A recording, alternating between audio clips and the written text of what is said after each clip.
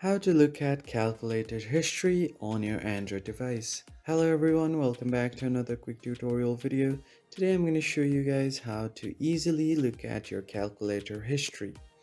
But before we begin, make sure to head down below to give this video a big thumbs up and don't forget to subscribe to our channel. Turn on the bell icon so you get notified about our latest uploads. On that note, let's get right into it. First thing that you want to do is open up your calculator app. And once you open up your app, you will see different icons right here. So if you tap on this icon right here, it will turn on the scientific mode. And if you tap on this scale, here is a unit converter where you can convert area, length, temperature, volume, mass, data, speed, time, and then tip. So these are all of the things that you can convert on your calculator.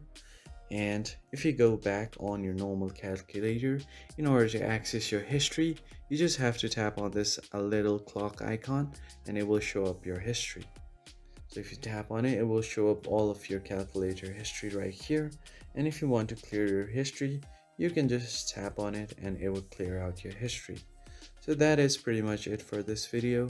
If you found it helpful, hit the like, share and subscribe button and I will see you on the next one.